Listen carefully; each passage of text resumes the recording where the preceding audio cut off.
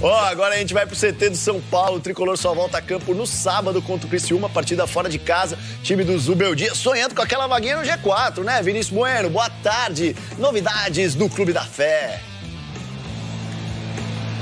Fala, Andreoli, tudo bem? Um abraço pra você, pra Calan, pra todo mundo ligado no GE. No São Paulo, mais uma semana cheia de trabalho, mas com folga pros atletas nessa segunda-feira. Calma que eu explico. Desde o jogo contra o Vasco na semana passada, em Campinas, os atletas treinaram na quinta, aliás, na sexta e no sábado, e aí a comissão técnica decidiu dar 2 dias de descanso pro elenco no domingo e hoje. Ou seja, reapresentação marcada para amanhã. Serão 4 dias de treinamento até a viagem para Criciúma na tarde de sexta-feira, com voo fretado para esse jogo de sábado. O técnico Zubeldia já sabe que não vai poder contar com o Wellington na lateral esquerda. A tendência é de que o britânico Jamal Lewis possa voltar ao time. Essa situação de ter a semana cheia para treinar entre um jogo e outro tem sido muito comum nesse ano. Aliás, essa vai ser a temporada com o menor número de jogos, o menor número de partidas no São Paulo desde a pandemia. Foram 60 jogos até aqui e o time vai fechar o brasileiro com 68 partidas em 2024, Andreoli. Que moleza, né, Vinícius? Só 68 jogos. Fala isso pros caras lá na Europa. Preciso te atualizar agora sobre um boato que começou durante o fim de semana e que diz respeito a Paulo Henrique Ganso. O meio-atacante poderia voltar ao São Paulo no próximo ano. E essa especulação surge depois de algumas declarações de Muricy Ramalho em participações em entrevistas e podcasts. O Muricy não descartou a volta do Ganso um dia ao tricolor, enchendo a bola do meio-atacante de 35 anos de idade que pertence ao Fluminense. Importante contar que o Ganso já jogou no São Paulo de 2012 a 2016, foram 214 partidas, 32 gols e 49 assistências. É bom lembrar que o Ganso tem contrato com o Fluminense até dezembro de 2025, embora tenha um valor de mercado baixo, 700 mil euros. Não há nenhuma intenção dos dirigentes do Flu em abrir mão do atleta. O Ganso tem salário alto, mas entrega bastante. Tem sido bem decisivo no Fluminense desde a temporada passada. Em 2024, por exemplo, foram 45 jogos, 4 gols e 8 assistências. Só para completar sobre o tricolor, durante o fim de semana, o São Paulo confirmou a renovação de contrato do meio-campista Alisson. O novo vínculo só se encerra em dezembro de 2027. O São Paulo, 50 pontos, de olho numa vaga direta ao G4. Venceu o Vasco por 3-1, deu uma acalmada no Zubeldia, partida impecável do Lucas. Era bem verdade que o Vasco também estava de olho, né, na Copa do Brasil. Mas o São Paulo fica torcendo agora por vitória do Botafogo na Libertadores, abre uma vaga. São Paulo poderia entrar direto na Libertadores, mantendo aí uma 5ª colocação. E também torce pro Botafogo. O Flamengo na Copa do Brasil. Pro Flamengo na Copa do Brasil. Abre G6 se os dois ganharem. Abre G6. Sim, então, até porque o Inter, pra mim, ele vai, junto com o São Paulo, brigar por uma vaga direta na Libertadores. São 29 jogos com 49 pontos, um jogo a menos. E tem crescido muito o Inter. O Inter, até porque tem bons jogadores, é um bom time. Xará, o jogo a menos que os dois têm, justamente é o confronto entre eles, Inter e Flamengo, no Beira-Rio. Que loucura, isso né? Mesmo, isso mesmo. Então, ou seja... então o São Paulo ele tem o Inter na sua cola e querendo ou não, o Flamengo que tem 51 pontos e um jogo a menos. O Zubeldia não gosta do trabalho do técnico do São Paulo, que ele vem realizando agora, pegou um time com as competições em andamento, vinha bem na Libertadores, ficou no meio do caminho, ficou na Copa do Brasil e está com possibilidade de G4. Eu entendo que no início do ano, se fosse perguntar para mim, eu não entendia que o São Paulo estaria nessa faixa de 5ª colocação, brigando por um G4. Eu imaginava um 8º, até uma 9ª colocação. Eu avalio como trabalho de regular para bom. Você? Eu também avalio de regular para bom. Eu acho que é um técnico que sabe motivar muito o seu time, né?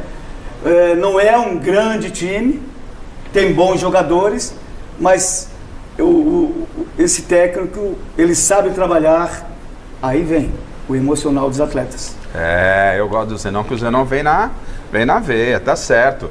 Esse São Paulo realmente brigando por uma vaga direta na Libertadores, e disse bem o Miller que na direção do São Paulo vão avaliar ao término da temporada uma continuidade de trabalho ou não do Zubeldia. Muito bem, olho na tela aí, porque a gente vai colocar o que o Galopo falou sobre o Zubeldia numa entrevista ontem. Esse é um trecho da entrevista que ele deu para a ESPN, para o Eduardo Afonso, o grande repórter Eduardo Afonso, na ESPN, entrevista exclusiva. E ele falou, entre outras coisas, o seguinte: teve proposta do Boca, como todos sabem, algumas outras de fora, mas sempre priorizei o clube. quando chega proposta, né, tem que ouvir o que os demais clubes têm para falar. É sempre bonito que outro clube olhe o seu desempenho, mas não passou disso. Sempre manifestei a vontade de ficar.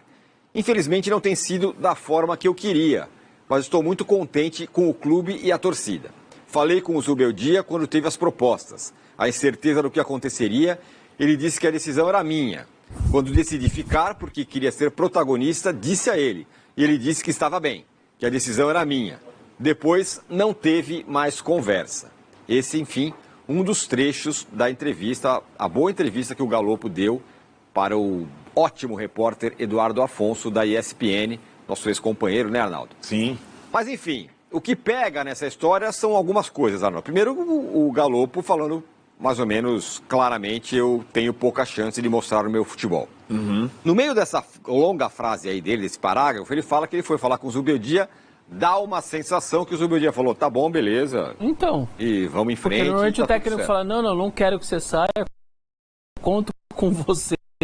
Normalmente é isso. Não, aí. Decide a sua vida, depois que ele ficou, tá bom, tá ótimo, fica aí e tal. E a terceira coisa que entra nessa conversa, Arnaldo, é o Galopo, que este ano jogou 27 vezes, não está nem entre os 15, sei lá, 13 jogadores mais importantes do São Paulo, com todos os desfalques que o São Paulo teve, o cara dá uma entrevista, no momento de data FIFA, que ninguém fala com ninguém.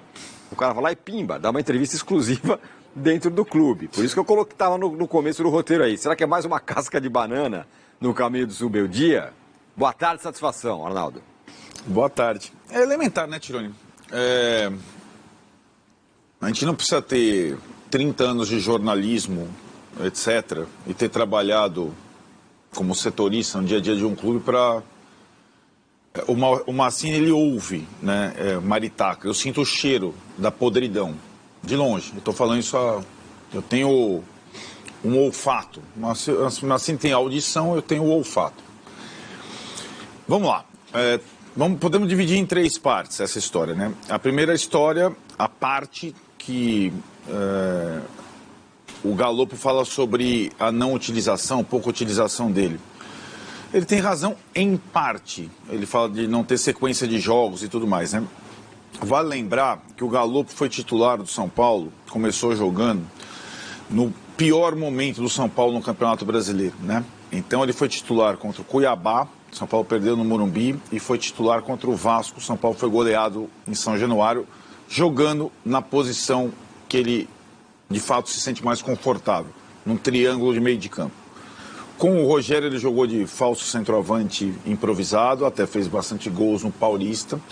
Com o Carpini, não sei se vocês lembram, o Carpini tentou ele de ponta esquerda, jogar do lado do campo, e o Zubeldia trouxe ele para o meio de campo.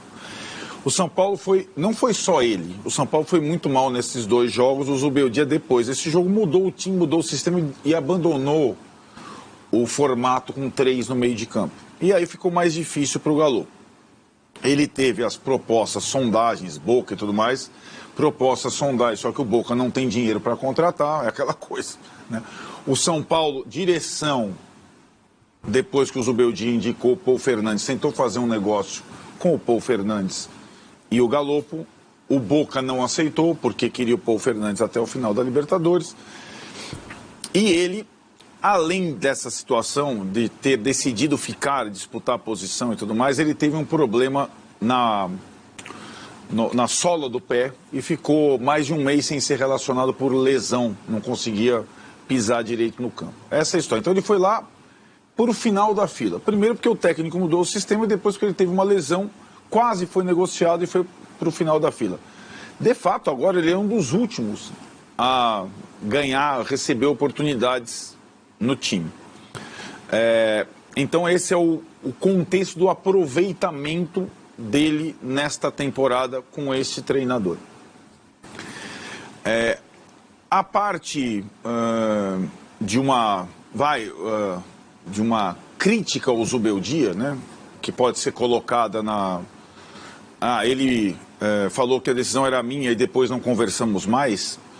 É até uma entrevista que não tem tanta veemência, porque até o estilo do jogador, né? É um jogador que não cria grandes conflitos ao longo do tempo todo, treina todo dia, é sério, tudo mais, todo mundo sabe disso. Foi a todos os jogos do São Paulo, enquanto ele estava com o ligamento, ia lá, ficava atrás do campo, tratamento todo dia. Então, em termos de dedicação, profissionalismo, lá, essa é a parte dele, não a técnica. Será a parte que é a mais importante. E que talvez as pessoas não entendam, quem não convive com o jornalismo / cobertura de time. O fato de o Galopo ter dado uma entrevista exclusiva dentro do centro de treinamento do São Paulo, às vésperas do time voltar a jogar nesse momento do dia, é uma sacanagem. Bancada pela direção do São Paulo. Certo? Eu já ouvi 1000 versões, viu, Tironi? Ah, não, porque o empresário do Galopo, que é o mesmo, o assessor do Galopo, que é o mesmo do Dudu, é muito incisivo, quer colocar, etc e tal, quer fazer o cara falar. A ESPN tem interesse também na Argentina, porque de fato a ESPN Brasil tem uma conexão completa com a Argentina e o Galopo desperta muito interesse na Argentina. Saiu de lá com uma promessa, o Boca queria. Também é verdade. Agora, nenhum desses interesses seria, em tese, mais importante que o interesse do clube. Certo? Em qual clube de futebol o último da fila dá uma entrevista exclusiva nas suas dependências? Neste momento. Em qual clube? O Dudu fez isso nas dependências do Palmeiras, quando não deixou de ser utilizado pelo Abel Ferreira? Não. O Gabigol deu esse tipo de entrevista no CT do Flamengo, quando deixou de ser utilizado pelo Tite? Imagine a situação, é quase como, vamos transportar pela um passado recente no próprio São Paulo, então, para não utilizar outros clubes. Está lá o Rogério Ceni, vai lá, a assessoria de comunicação do São Paulo permite uma entrevista, e a direção de futebol do São Paulo,